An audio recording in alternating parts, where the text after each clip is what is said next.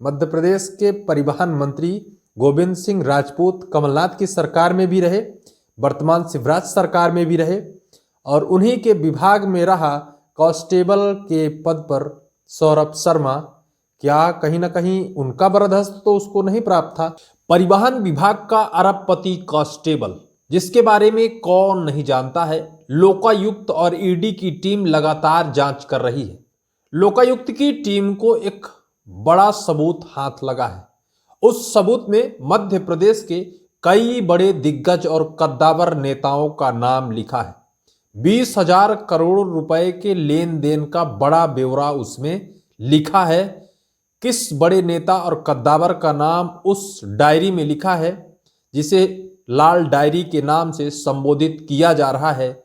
उस लाल डायरी में आखिर किन नेताओं के भविष्य का निर्णय लिखा है? किन नेताओं के साथ 20,000 करोड़ रुपए का लेन देन सौरभ शर्मा किया करता था? एक चुटकुला मैंने सुना था। एक मास्टर जी थे, प्राइमरी के बच्चों को पढ़ा रहे थे।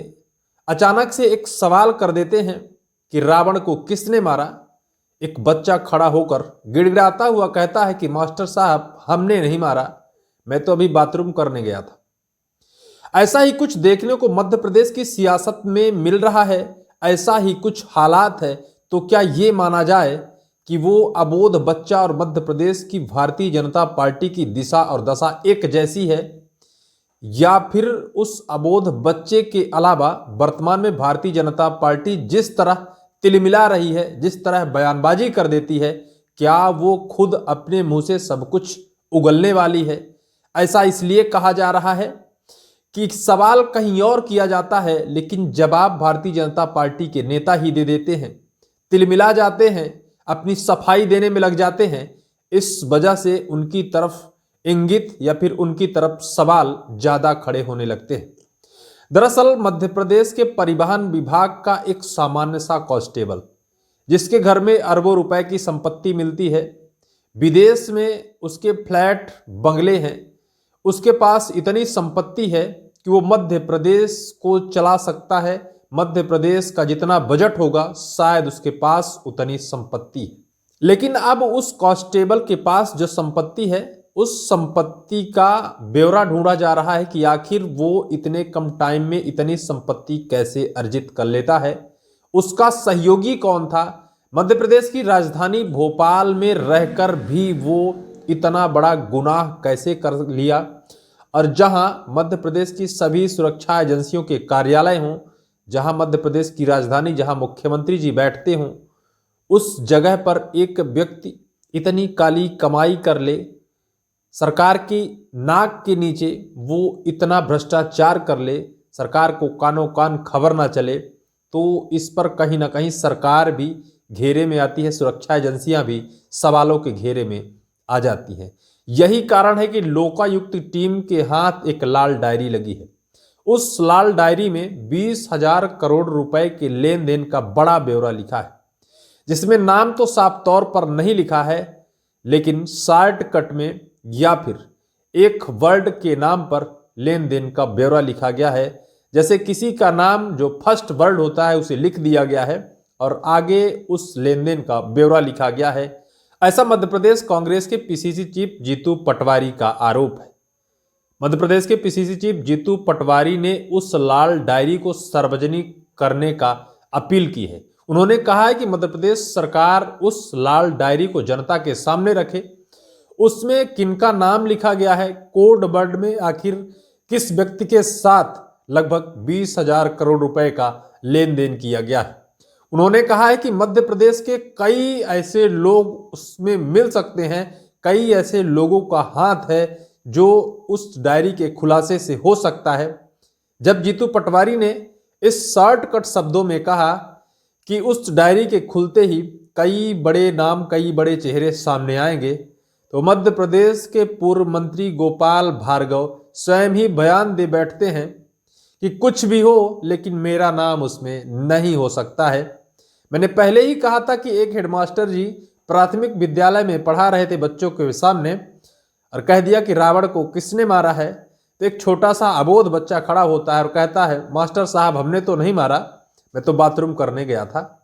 ऐसा ही मध्य प्रदेश के बीजेपी के पूर्व मंत्री गोपाल भार्गव का बयान सामने आया है।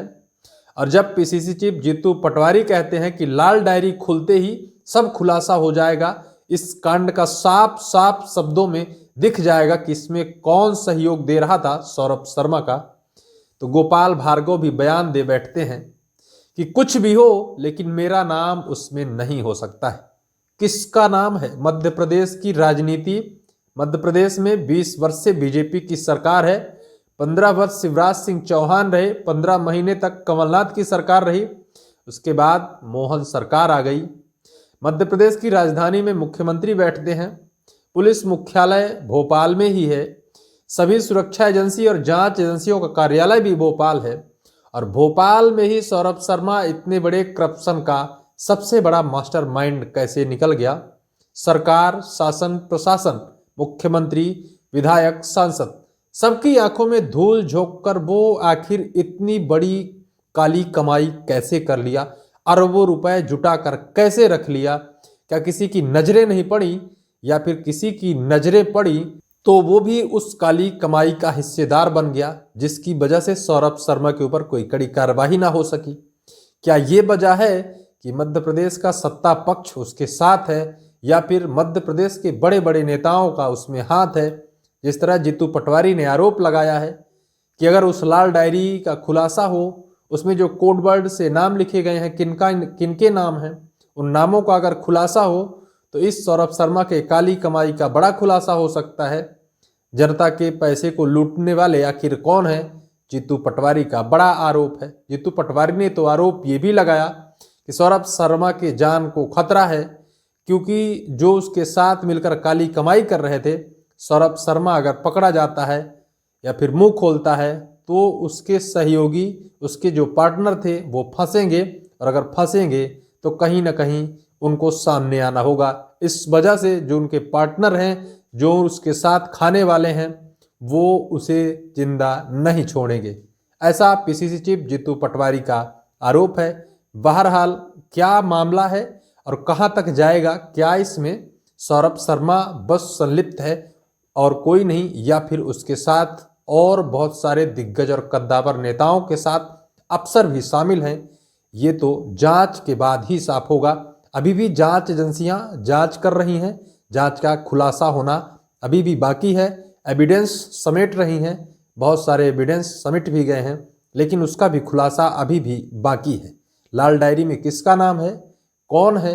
मध्य प्रदेश के परिवहन मंत्री गोविंद सिंह राजपूत कमलनाथ की सरकार में भी रहे, वर्तमान शिवराज सरकार में भी रहे, और उन्हीं के विभाग में रहा कांस्टेबल के पद पर सौरभ शर्मा।